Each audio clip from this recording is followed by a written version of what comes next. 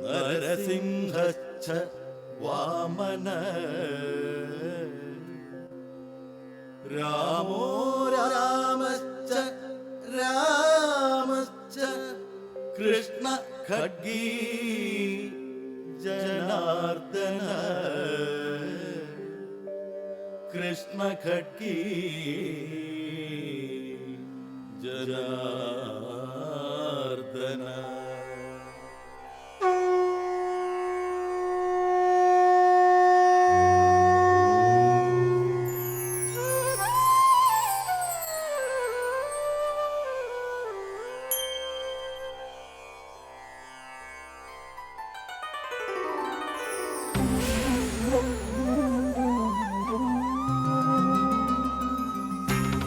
കൃഷ്ണ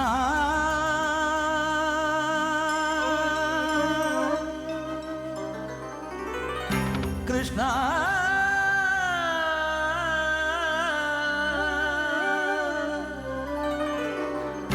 കൃഷ്ണ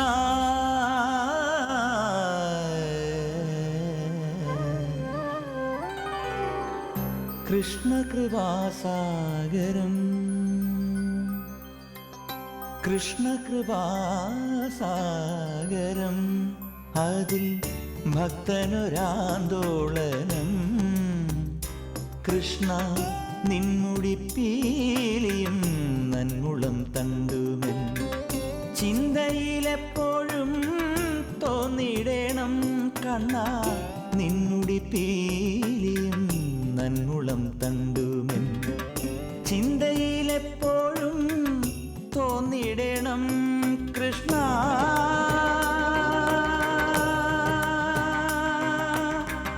കൃഷ്ണ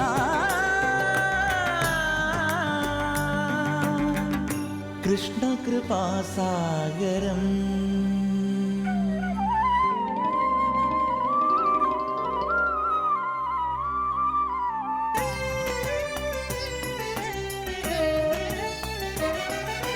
നീരദ ശ്യാമളം കോമളം തനുവണിയുമൊരാവനമാലയും ചേലയും കാഞ്ചിയും തിരുകൗസുഭമണിയും മാറണിഞ്ഞ ഹരിചന്ദനാഭയോടു കാണണം മനസ്സി ഗോപബാലനെ കേളിയാടി വന വേണുദിരസലാസ്യ ഭാവമൊടു രാസലീല തുടരൂ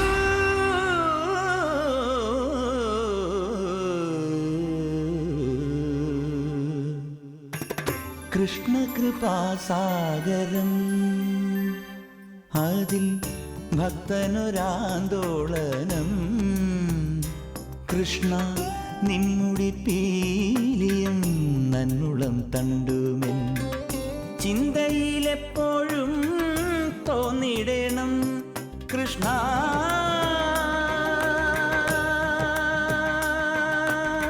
കൃഷ്ണ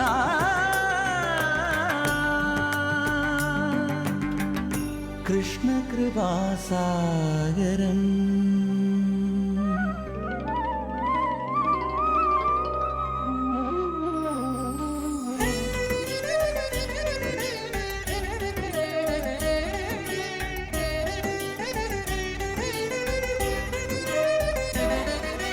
കാളിയ മർദ്ദനം നർത്തനം യദുകുലപരിപാലനമാകുലം തീർക്കുവാൻ പാർത്ഥനെ വരഗീതകളരുളിയ മീന കൂർമ്മ കിഴി നാരസിംഹവടു രാമ രാമ ബലരാമ കൃഷ്ണന കൽക്കിയായി ദശരൂപമാർന്നതും വാസുദേവ മധുസൂദനായ നൃഹരേ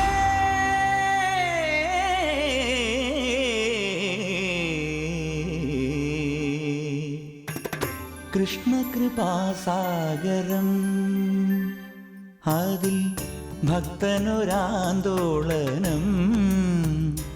കൃഷ്ണ നിൻമുടിപ്പീലിയും നന്മുളം തണ്ടുമെൻ ചിന്തയിലെപ്പോഴും തോന്നിടണം കൃഷ്ണ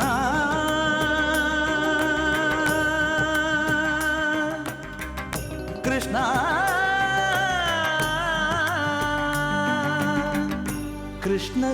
കൃഷ്ണകൃപാസാഗരം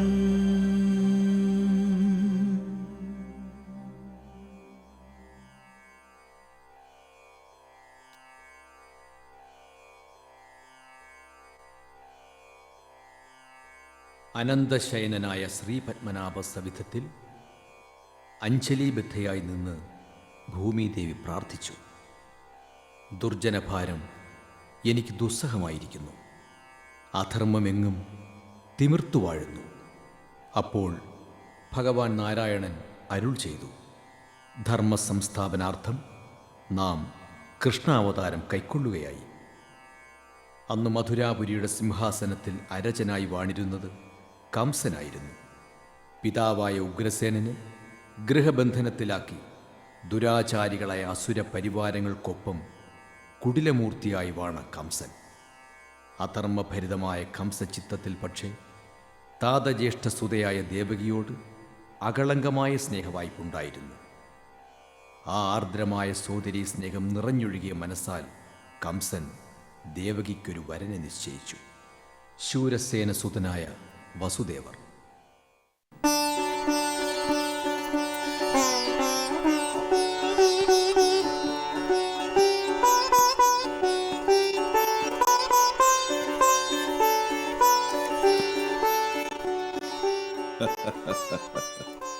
മന്ത്രി, ആജ്ഞാപിച്ചാലും പ്രഭോ. ഈ മംഗളവിവരം പെരുമ്പറ കൊട്ടി നാട് നീളെ അറിയിക്കുക, ഇന്ന് തന്നെ. കൽപ്പന പോലെ.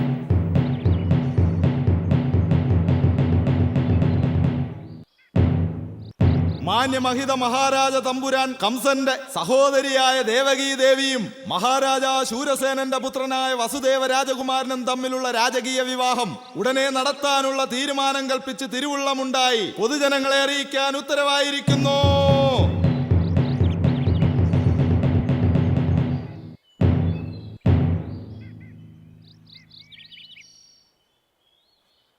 ദേവകി തമ്പുരാട്ടി എങ്ങനെ കംസരാജാവിൻ്റെ സഹോദരിയാകും? ഹേ വിലോമാവേ, ദേവകി തമ്പുരാട്ടി എന്ന് വച്ച ഉഗ്രസേന മഹാരാജാവിന്റെ ജ്യേഷ്ഠൻ ദേവകരാജന്റെ മകൾ. അപ്പോ പിതാവിന്റെ ജ്യേഷ്ഠന്റെ മകൾ കംസരാജന്റെ സോദരി തന്നെയല്ലേ? നേർഭങ്ങളല്ലല്ലോ. പക്ഷേ നേർവെങ്കൽ വേറെ ഇല്ലല്ലോ കംസരാജന്. കങ്കനും ന്യഗ്രോധനും തുടങ്ങിയ ആങ്ങളമാരെട്ട്. അതുകൊണ്ട് കംസരാജന് നേർവെങ്ങളെ പോലെയാ ദേവകി തമ്പുരാട്ടി. കൂട്ടരെ, ഇന്നലെ വരെ കംസരാജാവിനെ കുറ്റം പറഞ്ഞിരുന്ന നമുക്ക് ഇന്ന് അദ്ദേഹത്തോട് എന്തോ ഒരു ആദരവ് തോന്നുന്നില്ലേ? അത് തോന്നിപ്പിക്കാനാണ് ഈ സോദരീ സ്നേഹവും പാണിഗ്രഹണ ഉത്സവവും. അപ്പറഞ്ഞതിൽ ഇത്തിരി സത്യമുണ്ട്. അതല്ലെങ്കിൽ വിവാഹ നിശ്ചയ വാർത്ത ഇങ്ങനെ വിളംബരം കൊട്ടി അറിയിക്കുമോ? ഇതിനു മുമ്പ് എത്ര വിവാഹങ്ങൾ! ദേവകരാജന്റെ 6 മക്കളുടെ വിവാഹങ്ങൾ നടന്നിരിക്കുന്നു. അന്നൊന്നുമില്ലല്ലോ ഈ വിളംബരം. ശരിയാ. ശ്രുതദേവ തമ്പുരാട്ടിയുടെ വിവാഹത്തിന് എനിക്ക് 18 വയസ്സ്. ഇപ്പം വയസ്സ് 30. കഴിഞ്ഞ 12 വർഷത്തിനിടയിൽ ശാന്തിദേവ, ഉപദേവ, ശ്രീദേവ, ദേവരക്ഷിത, സഹദേവ എന്നിങ്ങനെ എത്രയോ തമ്പുരാട്ടിമാരുടെ വിവാഹം നടന്നിരിക്കുന്നു. അവരും ദേവകി തമ്പുരാട്ടിയുടെ സഹോദരിമാർ തന്നെയാണല്ലോ. കാര്യമൊക്കെ ശരി. നമ്മൾ ഇതും പറഞ്ഞ് നിന്നാൽ ഇവിടെ തന്നെ അങ്ങ് നിൽക്കും. ഉള്ളവരുടെ വീമ്പും പറഞ്ഞ് നേരം കളയാതെ ഉള്ള നേരത്തൊരു പുൽമേട് കണ്ടെത്തിയാൽ നാളെ പൈക്കിള് പട്ടിണി കിടക്കില്ല.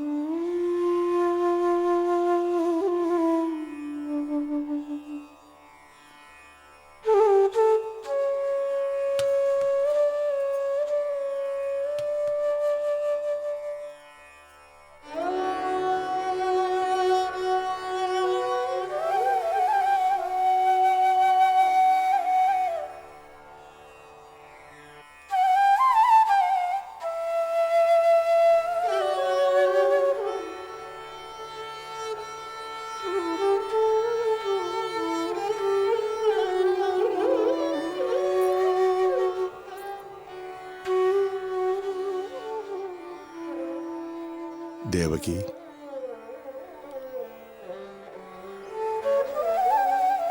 മകളെ, ഇന്നു നിന്റെ വിവാഹം.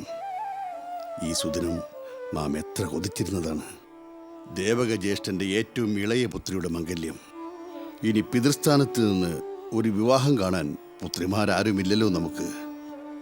എന്നിട്ടും അതിൽ പങ്കെടുക്കാൻ അനുമതി തന്നില്ല കംസൻ.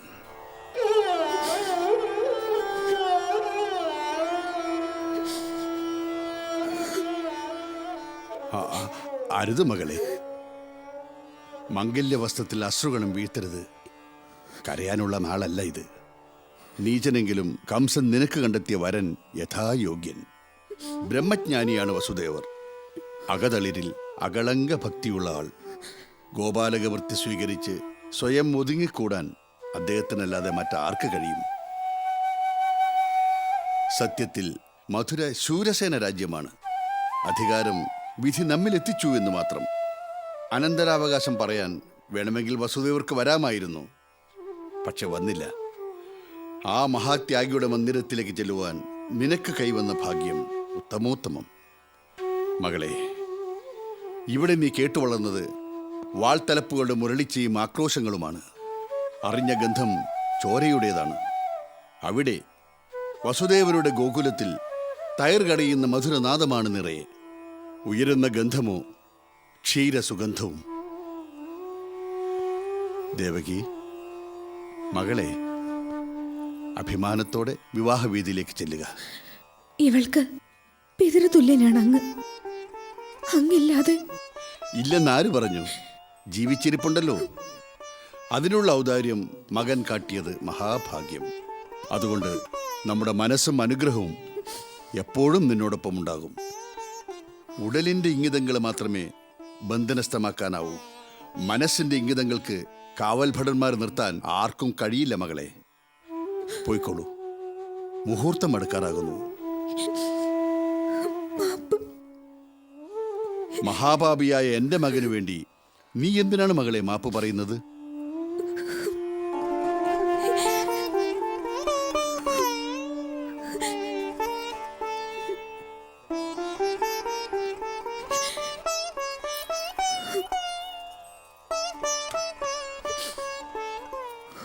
ദീർഘസുമംഗലി ഭവ, സന്താന സൗഭാഗ്യവതി ഭവ.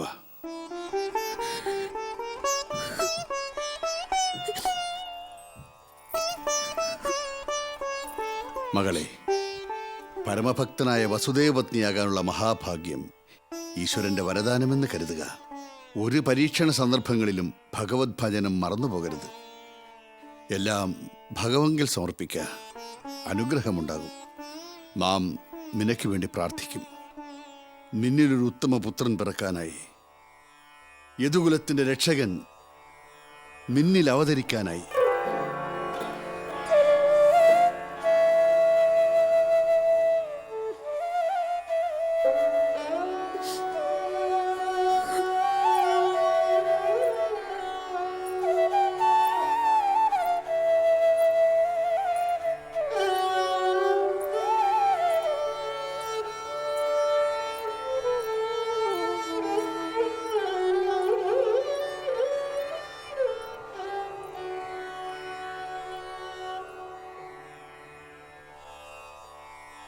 ഹരിം മേ ഇദം നമഃ അമോഹമസ്മി സാത്വം സാത്വമസ്യ മോഹം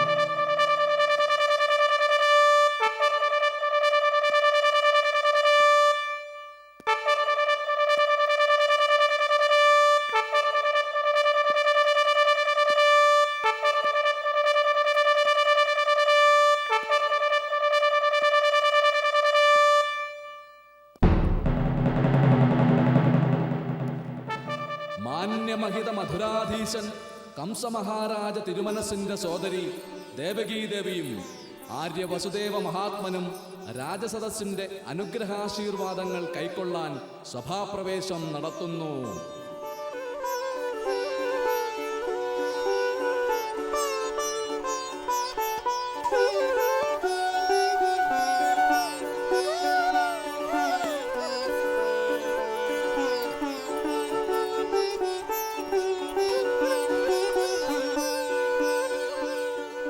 സ്വാഗതം.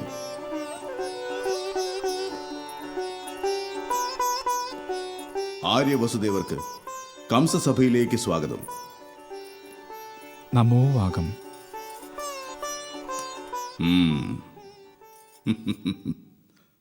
സഭാസ്ഥിതരെ, കംസരാജസഭ ഇതിലും ചാരിതാർത്ഥ്യം നിറഞ്ഞ ഒരു മുഹൂർത്തത്തിന് ഇതുവരെ സാക്ഷ്യം വഹിച്ചിട്ടില്ല.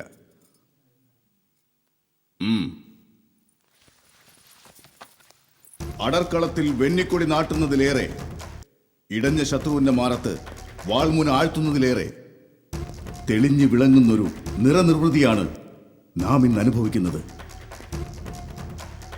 സ്തുതിപാഠകർക്ക് കംസൻ ത്രിലോക ചക്രവർത്തി, നിന്ദാശീലർക്ക് കംസൻ അരും ദുരാചാരൻ. ജപിച്ച് ഭജിച്ച് ജീവിക്കുന്നവർ കറുത്ത വർണ്ണത്തിൽ വരച്ചു വ്യാഖ്യാനിച്ച കംസമുഖത്തിൽ ഇതാ ഇങ്ങനെ ഒരാൾ ഒളിഞ്ഞു ജീവിച്ചിരിപ്പുണ്ട്. സോദരീദാസൻ, ദേവകി ജ്യേഷ്ഠൻ.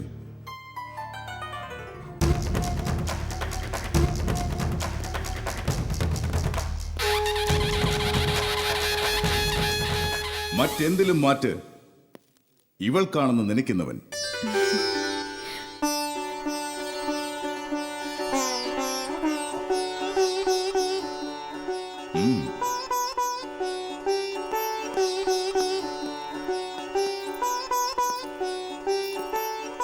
കംസരാജഗുരു, ദീർഘമാംഗല്യം ഭവതു.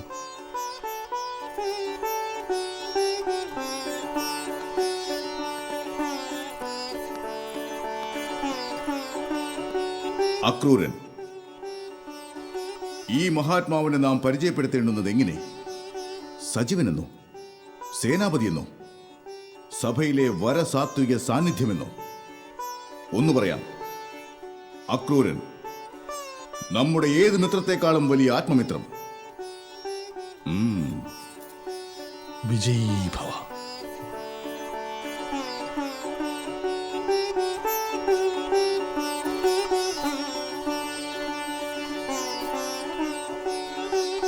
വസുദേവ മഹാത്മൻ നമ്മുടെ മഹാരാജാവിന്റെ നിശ്ചയങ്ങളിൽ നമ്മെ ഏറെ ആശ്ചര്യപ്പെടുത്തിയവയിലൊന്നാണ് ഈ പരിണയം.